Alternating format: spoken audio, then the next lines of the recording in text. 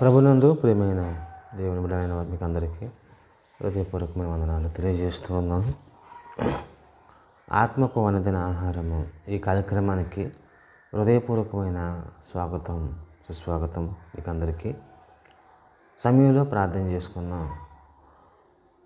పరలోకమందున్న మా తండ్రి, నీ కృపను బట్టి మీరు చూపుతున్న వాత్సల్యాన్ని బట్టి తండ్రి నీకు స్తుతులు చెల్లిస్తూ ఉన్నాం. ఏమిచ్చి నీ రుణం మేము తీర్చగలము తండ్రి. దేవా, మీరు మమ్మల్ని అంతగానో ప్రేమిస్తూ ఉన్నారు. మీ ప్రేమకు అవధులు లేవు, నీ ప్రేమకు అయ్యే కొలత లేదు. ఇంత ప్రేమ చూపిస్తున్న మీపై మేము ఎందుకు కృతజ్ఞత చూపించలేకపోతున్నాం తండ్రి. మాకు జ్ఞానాన్ని నసకండి. చీకటిలో నుంచి వెలుగులో మమ్మల్ని నడిపించండి. అంధకార క్రియల నుంచి అయ్యా సత్య సంబంధమైన సత్క్రియలకు నడిపించమని ప్రార్థిస్తూ ఉన్నాం. నీ పిల్లలుగా కొన్ని నిమిషాలు మీ మాటల్ని ఆలోచిస్తూ ఉన్నాం. గ్రహించే మనసు మాకు దయచేయండి. చెబుతున్న నాకు సమయోచితమైన జ్ఞానం దయచేయండి తండ్రి. నీకు స్తుతి చెల్లిస్తూ ఉన్నాం. మహిమ మీరు పొందుకోమని ఈ ప్రార్థన క్రీస్తు పేరిట ప్రార్థిస్తున్నాను మా పరమ తండ్రి. ఆమేన్.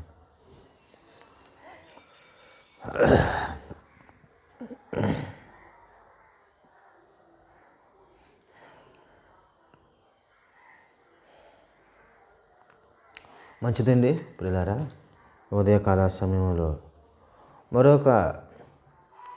మరొక సుగుణం గురించి మనం చెప్పుకుంటున్నాం. మరొక సుగుణం గతించిన కాలంలో చెప్పినట్లుగా మంచి వ్యక్తిత్వం కంటే ఐశ్వర్యం లేదు, మంచి గుణం కంటే గొప్పదనము లేదు చెప్పుకున్నాం. అవును ప్రియులారా,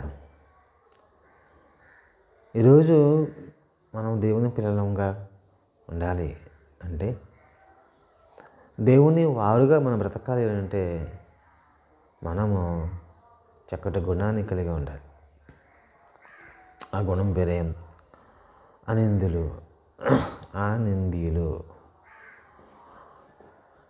నింద లేనివారు, నింద రానివారు. దేవుడు మనల్ని ఎలా కోరుకుంటున్నాడు అని అంటే నిందారహితులుగా. నువ్వు చేయలేదేంటి అని అనిపించుకోకూడదు. ఈ వాక్యాన్ని నువ్వు చేయలేదేంటి, ఈ సత్యాన్ని నువ్వు చేయలేదేంటి, ఈ ఆజ్ఞ నువ్వు చేయలేదేంటి అని అనిపించుకోకూడదు. పౌలు గారు ధర్మశాస్త్రం ఎరిగినప్పుడు ధర్మశాస్త్రంలో ఏముందో దాన్ని పాటించేవాడు. ధర్మశాస్త్ర విషయమై పౌలు గారు అనింద్యుడు. ధర్మశాస్త్రము చెప్పినట్లుగా చేశాడు. అందుకే ధర్మశాస్త్రం ఆయన చూపించి ఆయన మీద నిందలు వేయలేదు. ఒకసారి జ్ఞాపకం చేసుకోండి ప్రియులారా. ఎందుకు ఈరోజు మనం వాక్యాన్ని చేయటంలో, వాక్యం ప్రకారం బ్రతకటంలో ఎందుకు మనం ఇదైపోతున్నాం? ఒకసారి ఆలోచన చేసుకోండి. మనం దేవుని ఎడల, వాక్యం ఎడల అనిందులుగా ఉండాలి. మనం మనుషులు పెట్టే నిందల గురించి పక్కన పెట్టండి కొంచెంసేపు. మనం ఎలాగున్నా వాళ్ళు మన మీద నిందలు వేస్తారు. మన శత్రువులు మన గురించి నానా మాటలు పుట్టిస్తారు, వదిలేయండి. కానీ పరమ తండ్రిని దేవుడు వాక్యము మన మీద నింద వేయకూడదు. ఎందుకు? దేవుడు వాక్య విషయంలో మన మీద ఏ నిందలు కూడా పడకుండాలని ఆయన కోరుకుంటున్నాడు. అంటే అనింద్యులు అంటే అన్నీ చేయాలి.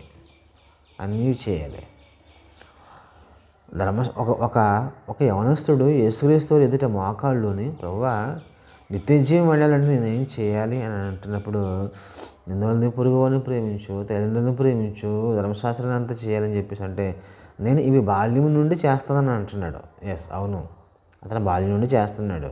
అంటే అతడు ధర్మశాస్త్ర విషయంలో అనింద్యుడు, పాత నిబంధన ప్రకారంగా అతడు అనింద్యుడు. కానీ యేసుక్రీస్తు వారు అవన్నీ చెప్పిన తర్వాత ఆయన ఒక మాట అంటున్నాడు. ఏంటో మాట అంటే, వాటి నీకు కలిగినవన్నీ కూడా అమ్మి నన్ను వెంబడించు. అది కొత్త నిబంధనలో యేసుక్రీస్తు వారు చెబుతున్న మాట.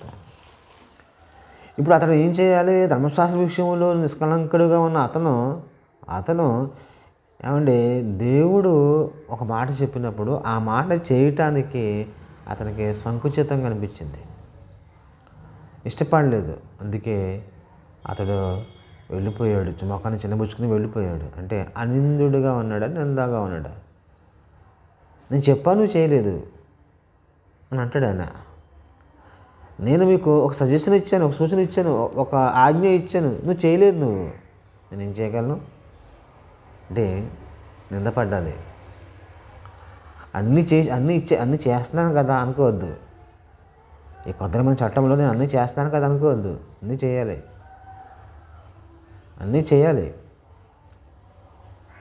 దేవుని ప్రేమించా, పొరుగుని ప్రేమించలేదు, నువ్వు అనిందుడు వెలగవుతావు. నిన్ను పొరుగుని ప్రేమించు అనే మాట మనం ప్రశ్నిస్తుంది, నిందిస్తుంది. నీ పొరుగుని ఏది ఆశించుకుంటున్నప్పుడు ఏ వస్తువులను తీసుకోలేదు, కానీ పొరుగుని భార్యని ఆశించావు. వాక్యం నేను ప్రశ్నిస్తుంది. అప్పుడు నువ్వు ఎలా అనిందుడు కాగలవు? లేదు కదా. అంటే మనం ఆలోచన చేసుకునండి, ఈ సమాజం మనల్ని ఎలాగైనా మనల్ని నిందిస్తుంది, దాని సంగతి పక్కన పెట్టండి. కానీ దేవుడు వాక్యము మనల్ని నిందించకుండా ఉండాలంటే అనిందులుగా ఉండాలంటే దేవుడు మన గురించి ఏదైతే వ్రాయించాడో అవన్నీ చేయటానికి ప్రయత్నం చేయాలి. అదే అనిందిత, అదే అనిందుల్లో ఉండవలసిన లక్షణం. అన్నీ చేస్తాను, ఇది ఒకటి చేయలేదు, ఏం కాదులే అనుకోవద్దు. అన్ని పనులు చేసేస్తాను, పనులు చేయలేదు, చాలు, ఒక్కటి చాలు మనం అనిందులు కాకపోవడానికి. అది ఒక్కటి చాలు. దేవుడు ఏమంటే మీరు సంపూర్ణత పర్ఫెక్ట్నెస్లోకి వెళ్ళిపోవాలి. అన్నీ చేయాలి. అన్నీ చేసేవాడు చేయకపోయినా కానీ నింద వచ్చేస్తుంది. ఇదే దేవుడు మన నుంచి కోరుకుంటుంది. బైబిల్లో ఏమని రాయబడిందంటే, మీరు మూర్ఖమైన వక్ర జనమ మధ్య నిరాపరాధులు, నిష్కళంకులు, అనిందులుగా ఉండినట్లు, దేవుని కుమారులగునట్లు మీరు వారి ఎదుట జీవవాక్యం చేత పట్టుకునే జ్యోతుల వలె కనబడుచున్నారు. చూసారా? జీవవాక్యాన్ని చేత పట్టుకోవడం ఏంటి అంటే వాక్యం చేయటం, వాక్యాన్ని ప్రతిబింబింపచేయడం మన జీవితంలో. అదే అంటే వాక్య విషయంలో మనం అనిందులుగా ఉండాలి, నింద లేని వాళ్ళగా ఉండాలి. ఇది చేసావు, ఇది చేయలేదు, అది చేసావు, అది చేయలేదు అని చెప్పేసి మనం అనిపించుకోకూడదు. అదే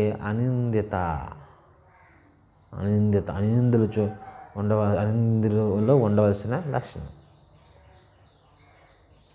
చూడండి, ఒకసారి చూస్తున్నప్పుడు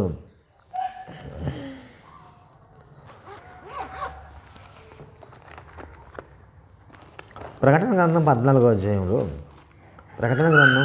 అధ్యాయంలో ఒక మాట, చక్కటి మాట, 14వ అధ్యాయము 5వ వచనంలో, ప్రకటన గ్రంథం 14వ అధ్యాయము 5వ వచనంలో ఏమని రాయబడి ఉంది? వీరు 4వ వచనం, వీరు స్త్రీ సాంగత్యమును అపవిత్రులు కానివారు, స్త్రీ సాంగత్యము ఎరుగని వారనే ఉండి గొర్రెపిల్ల ఎక్కడికి పోవునో అక్కడికి ఎలా ఆయన వెంబడింతురు. అంటే దేవుడు ఏం కోరుకుంటున్నాడో అవన్నీ చేస్తారని అర్థం. గొర్రెపిల్ల ఎక్కడికి పోవునో అక్కడికి వెళతారు వీళ్ళు. అంటే దేవుడు ఏమి రాయించాడో అవన్నీ చేస్తారు చేసి వీరు దేవుని కొరకు, గొర్రెపిల్ల కొరకు ప్రథమ సంతానముగా ఉండుటకి మనుషుల నుండి కొనబడిన వారు. వీళ్ళు ప్రథమ సంతానం, దేవుని కోసం, గొర్రెపిల్ల కోసం ప్రథమ సంతానం వీళ్ళు. అంటే ముందు వీళ్ళు దేవుని కోసం బ్రతుకుతారు, వీడి కోసం బ్రతకరు, దేవుని కోసం బ్రతుకుతారు వీళ్ళు. గొర్రెపిల్ల ఎక్కడికి వెళ్ళిపోతాడో వెళ్ళిపోతారు. అంటే ఆయన ఏం చెప్పాడో అది చేస్తారు, కొన్ని చేసి కొన్ని చేయకపోవటం కాదు. కనుక వీడి గురించి దేవుడు బైబిల్లో ఏమైనా రాయించాడనంటే, వీరి నోట ఏ అబద్ధమును కనబడదు. వీరి నోట ఏ అబద్ధమును, ప్రభు చేశాం కదా, మేము అది చేశాం కదా ప్రభు, ఇది చేశాం కదా ప్రభు, లేదు ఇక. ఎందుకంటే వీరు అనిందీలు అని రాయబడింది. అంటే వాక్య విషయంలో అబద్ధం ఆడకుండా ఉన్నది ఉన్నట్టుగా చేసి నిష్కలంకులుగా మిగిలితే అదేనండి అనింద్యత. అదేనండి అనింద్యత. ఏది ఈరోజు మన జీవితంలో అనిందులుగా ఉంటున్నామా?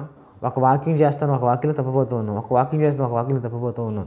ఇలా తప్పిపోతే మనం ఎలా అనిందులం అవుతాం? గొర్రెపిల్ల ఎక్కడికి వెళ్ళిపోవాలి కదా, దేవుని కోసం ప్రథమ సంతానముగా ఉండాలి కదా. అలా ఉన్నప్పుడే మనము అనిందులం అవుతాం. ఎస్, అవును, అదే చెప్తుంది బైబిల్. గొర్రెపిల్ల ఎక్కడికి పోవును అక్కడికి పోవువారు, స్త్రీ సాంగత్యం ఎరిగిన వారు, ఏమంటే దేవుని కొరకు, గొర్రెపిల్ల కొరకు ప్రథమ సంతానంగా ఉంటారు వాళ్ళు దేవుని చేత కనబడిన వారు కనుక వీరి నోట ఏ అబద్ధము కనపడదు. అబద్ధం కనపడలేదు అని అంటే అనిందులు. చేసామండి, మేము చేసేసాం. ఎప్పుడు చేసావు, ఎక్కడ చేసావు, ఎలా చేసావు? చేయలేదు అని అంటే మన అనిందులము కాదు. మీరు నోట ఏ అబద్ధము కనబడలేదు అని అంటే అనిందుల్లో ఉండే లక్షణం అది. ఏమంటే దేవుని వాక్యము నేరస్థాపన చేస్తుంది. ఆ నేరస్థాపన చేయకుండా దేవుడు ఏ మాటలైతే వ్రాయించాడో అన్నీ చేయటానికి మనం ప్రయత్నం చేయాలి. అదే అనింద్యత. ఈ లక్షణము దేవుడు మనలో ఉండాలని కోరుకుంటున్నాడు. మీరు అనిందులుగా ఉండాలి. మూర్ఖమైన వక్ర జనం మధ్య ఏ వాక్యాన్ని చేయకుండా తప్పిపోకుండా మీరు అనిందులుగా ఉండాలి. లోక మాలిన్యము చేత ఒకరు చేస్తే ఒకరు చేయరు, ఒకరు చేస్తే ఒకరు చేయరు కనుకనే అలాంటి వారితో కలిసిపోయి మీరు ఉండకుండా అన్నీ చేయండి. అన్నీ చేసి నిష్కలంకమైన భక్తిని కలిగి జీవించండి. మీరు అనిందులు అని అంటున్నాడు కదా. ఇదే కాదు దేవుడు మన నుంచి కోరుకునేది. అదే బైబిల్లో ఎన్నో ఉంటాయండి. అన్నీ చేయగలమా? అన్నీ చేయలేనే కదా అని ఇచ్చాడు మాస్టారు. విద్యార్థికి లెక్కలు ఇస్తాడు, చేయగలడనే చేయలేడనే చేయాలనే కదా ఇచ్చేది. చేయగలడు. నువ్వు చేయకపోతే అది నీ చేతకాతనం, అది నీ అజ్ఞానం, చదువు సరిగ్గా చదవలేదని అర్థం. అన్నీ ఉంటాయండి, అన్నీ ఏమీ చేయలేమండి అని భక్తిహీన మాటలు మాట్లాడకూడదు. మనం దేవుడు బైబిల్లో అలాగే రాయిస్తాడండి. అప్పుడప్పుడు ఈ మాటలో మహామహులుగా పిలువబడుతున్న ఆర్సిఎం వారి నుంచి, లూథరన్ వారి నుంచి, బాప్టిస్ట్ వారి నుంచి, కొంతమంది పెంతెకోస్తు భక్తిహీనుల నుంచి మాటలు వినబడుతూ ఉంటాయండి. దేవుడు అన్ని బైబిల్లో రాయిస్తాడు, అన్నీ చేయలేమని చెప్పేసి వాళ్ళు మాట్లాడుతూ ఉంటారు. అది ఎంత విచారం! అది చేయాలనే కదా, మనం వాటిని చేయాలనే కదా దేవుడు బైబిల్లో రాయించాడు. చేయలేకపోతే ఎందుకు రాయిస్తాడు? ఆయన రాయిస్తాడు. ఆలోచన చేసుకోవాలి. అంటే వాక్యంలో మనం అనిందులుగా ఉండలేదు. వాక్యంలో అనిందులుగా ఉండకపోతే మనకు పరలోకం దక్కుద్దా పిల్లరా? లేదు కదా. అనిందులుగా ఉన్నవారికి పరలోకం అని చెప్పేసి బైబిల్ చెబుతుంది.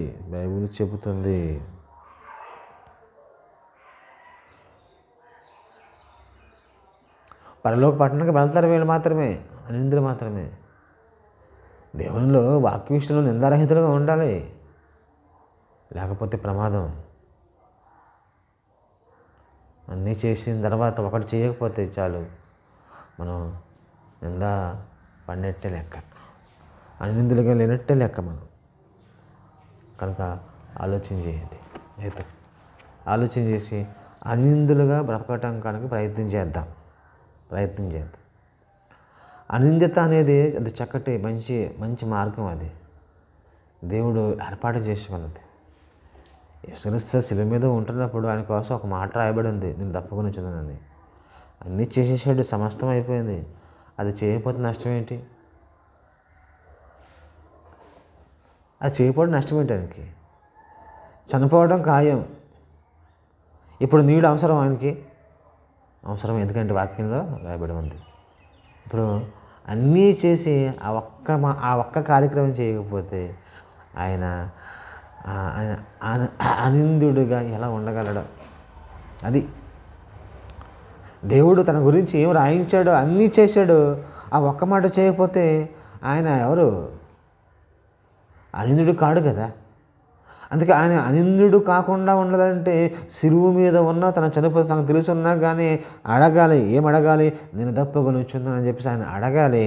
అడిగి అది రుచి చూచి ఏమండి వాక్యాన్ని నెరవేర్చాలి. అన్ని వాక్యాలు నెరవేర్చేవాడిని అనింద్యుడు అంటాడు దేవుడు. అనింద్యులు అంటారు దేవుడు. అవును, ఏ వాక్యం విషయంలో తప్పిపోకూడదు.